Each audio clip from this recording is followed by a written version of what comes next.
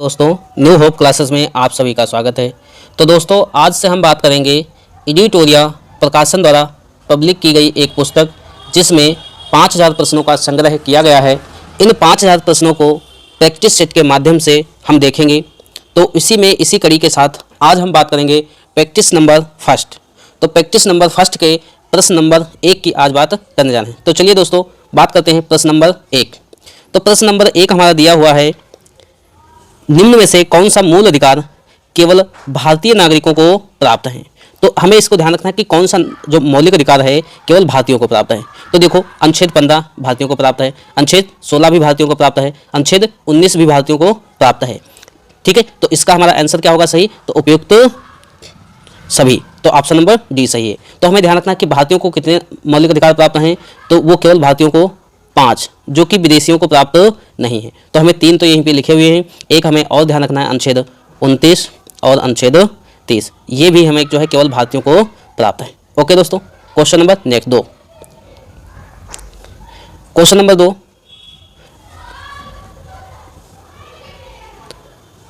निम्न कथन पर विचार करें। तो हमारे कथन दिए हुए हैं फर्स्ट, सेकंड और थर्ड। तो इस कथन पर हमें विचार करना है और उसके बाद हमें आंसर देना है।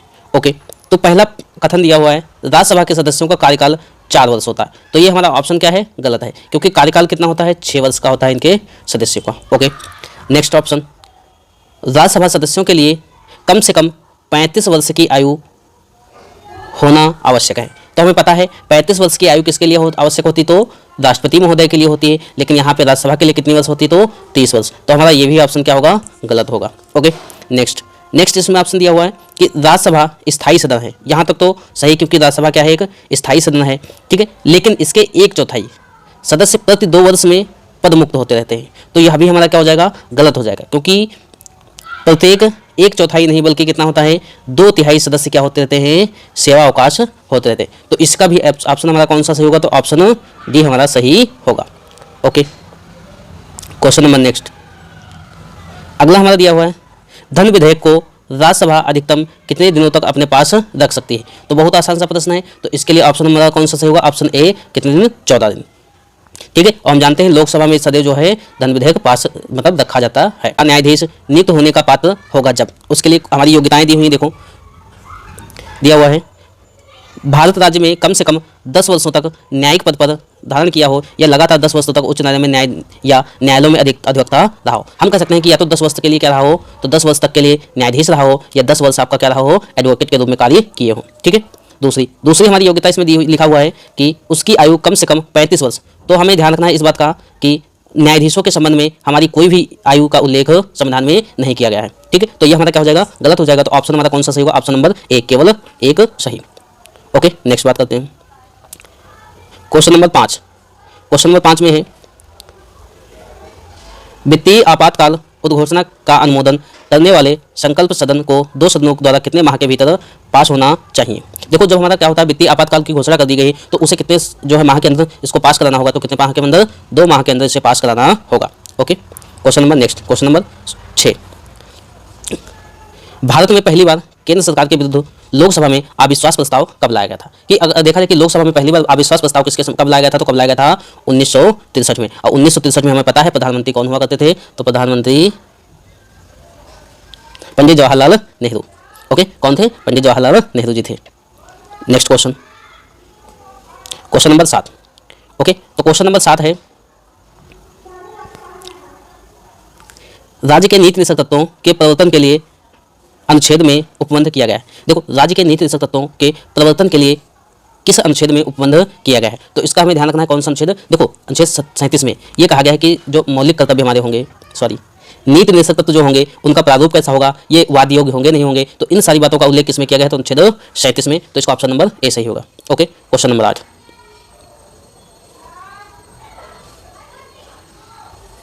इसमें देखो दिया है समितियों से लेकर के प्रश्न बहुत पूछे जाते हैं, तो समिति में हमें ध्यान रखना है।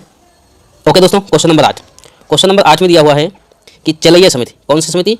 चलैया समिति किस वर्ष गठन किया गया था? तो इसका गठन किया गया था 1991 में। कब किया गया था? 1991 में। Okay, question number 9, question number 9, तो इसमें देखो दिया हुआ है कि निम्न में से किस क्रांति का संबंध कोको उत्पादन या इसी को बोलते हैं चमड़ा उत्पादन से है, तो हम जानते हैं कि कौन सी क्रांति है वो, तो वो हमारी क्रांति कौन सी है, तो भूरी क्रांति। कौन सी क्रांति है, भूरी क्रांति। तो भूरी क्रांति कोको कह लीजिए, चमड़ा उत्पादन से भूरी क्रांति का संबंध है। काली क्रांति जानते हैं पेट्रोलियम से संबंधित है, और गोल्डन क्रांति तो आप लोग सभी लोग पढ़े होंगे।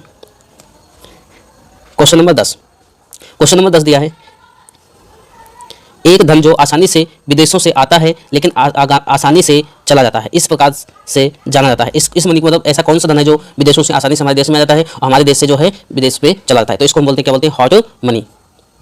ओके दोस्तों, क्वेश्चन नंबर 11, क्वेश्चन नंबर 11 दिया हुआ है, गन्ने का उचित और परिश्रमिक मूल्य FRP अनुमानित करता है। कौन, मतलब गन्ने का जो मूल्य है कौन निर्धारित करता है, तो हमारा इसका ऑप्शन नंबर क्या होगा, आर्थिक मामलों पर कैबिनेट समिति एक गठित की जाती है, वही हमारा क्या करती है, इसका निर्धारण करती है।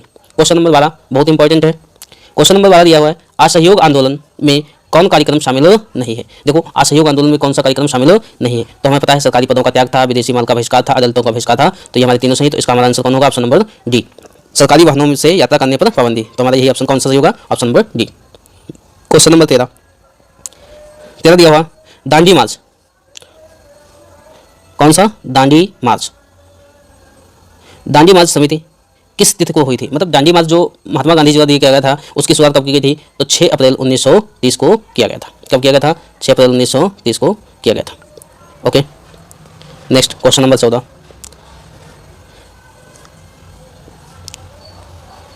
गांधी के जीवन काल में घटी क्वेश्चन नंबर 14 की बात करेंगे, गांधी जी के जीवन काल में घटी निम्न घटनाओं का कालक्रम सही नहीं है, मतलब जो घटनाएं घटी उनका जो है सही क्रम नहीं। तो हमें पता है चौरी चौरा कांड कब हुआ था, तो 5 फरवरी 1922 हमारा सही है। ओके, नेक्स्ट, द्वितीय गोलमेज सम्मेलन का आयोजन तो हमें पता है 7 सितंबर 1931 में, ये भी सही है। पुनः जो समझौता हुआ था वो 24 सितंबर 1932 में डॉक्टर अम्बेडकर और महात्मा गांधी जी के मध्य हुआ था, ये भी सही है। परंतु भारत छोड़ो आंदोलन की शुरुआत जो है ये हमारा ऑप्शन नंबर डी क्या है, गलत है, ये सही नहीं है। Okay, next question, question number 15, question number 15 है, आज़ाद हिंद फौज के साथ सुभाष चंद्र बोस ने सिंगापुर स्वतंत्र भारत की स्थायी सरकार का गठन कब किया था। जब हमारे आज़ाद हिंद फौज थी उसी समय जो है सिंगापुर में इन्होंने स्वतंत्र एक स्थायी सरकार का गठन किया था, तो वो कब गठन किया था, तो वो किया था 21 अक्टूबर 1943 को। नेक्स्ट है क्वेश्चन नंबर 16, सती प्रथा का उन्मूलन किया गया। सती प्रथा का जो था उसका उन्मूलन किस जो है नियम के आधार पर किया गया था, तो उसका हमें ध्यान रखना है 1829 में, ठीक है, नियम के आधार के सत्ता के द्वारा किया गया था, और किसके द्वारा, तो हमें पता है राजा राम मोहन राय के द्वारा इसका नेतृत्व किए थे। क्वेश्चन नंबर 17, क्वेश्चन नंबर 17 है, वहाबियों के विद्रोह को कुचलने का श्रेय किस गवर्नर जनरल को जाता था। ये एक विद्रोह था जिसको कुचलने का श्रेय किसे जाता है, तो किसको जाता है, लॉर्ड एल्गिन प्रथम को। किसे जाता है, तो लॉर्ड एल्गिन प्रथम को। नेक्स्ट क्वेश्चन नंबर 18,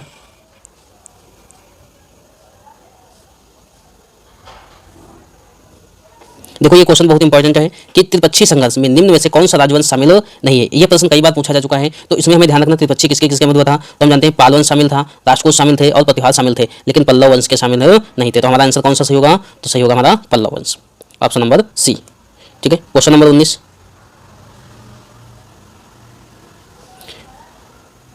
सिंधु घाटी सभ्यता के अंतर्गत शवों को दफनाने के अवशेष मिले हैं, इनमें से शवों के सिर किस दिशा में नहीं रखे अभी तक हमें प्राप्त नहीं हुए। क्वेश्चन नंबर 20, क्वेश्चन नंबर 20 है, किस बौद्ध संगीत में बौद्ध धर्म 2 संप्रदायों में विभाजित हो गया था। एक तो हमारी थी हीनयान और दूसरी कौन थी, महायान। कौन थी, महायान। तो ये 2 भागों में बैठा था। तो कौन सी बौद्ध संगीत थी, तो हमें पता है कौन सी बौद्ध संगीत थी, चतुर्थ बौद्ध संगीत। कौन सी, चतुर्थ बौद्ध संगीत, और जो कि कहाँ पे हुई थी, कुंडल वन।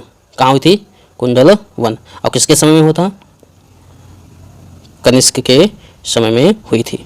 ठीक है, तो इसमें क्या हुआ था, हीनयान और महायान शाखा में बट गया था। ओके, क्वेश्चन नंबर 21, इसमें दिया महावीर स्वामी को किस नदी के तट पर कैवल्य, देखो बौद्ध धर्म में क्या होता है, ज्ञान होता है, और जैन धर्म में क्या होता है, कैवल्य की प्राप्ति हुई थी। तो हमें पता है कौन सी नदी थी वो, तो पता है कौन सी, तिजुपालिका नदी के तट पर साल वृक्ष के नीचे क्या हुआ था, ज्ञान प्राप्त हुआ था। Okay, question number 22, question number 22 है, आजीवक संप्रदाय। ठीक है, आजीवक संप्रदाय के संस्थापक निम्न में से कौन है। तो हम जानते हैं आजीवक संप्रदाय के कौन थे, मखली पुत्र गोशाल। कौन थे, मखली पुत्र गोशाल थे किसके, आजीवक संप्रदाय के संपादक। Okay, question number 23। Question number 23 है,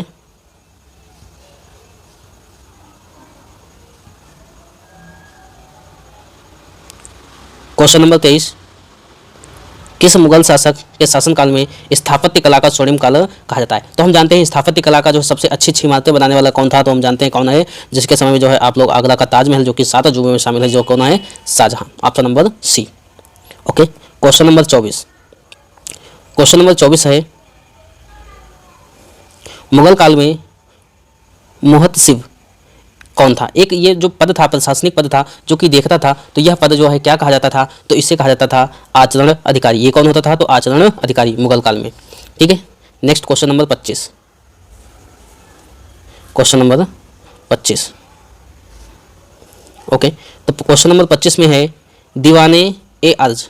दीवाने ए अर्ज किस विभाग से संबंधित है? तो दीवाने ए अर्ज किस विभाग से संबंधित है? तो हम जानते हैं ये दिल्ली सल्तनत के समय का विभाग है, और ये किसका था? तो सैन्य विभाग। किससे संबंधित था? तो सैन्य विभाग। ओके दोस्तों, अगर वीडियो अच्छा लगा हो तो लाइक करिएगा, शेयर करिएगा। 25 क्वेश्चन आज हम किए हैं, नेक्स्ट डे में जो है 25 क्वेश्चन करेंगे। ओके, थैंक यू, धन्यवाद, जय हिंद, वंदे मातरम, नमस्कार।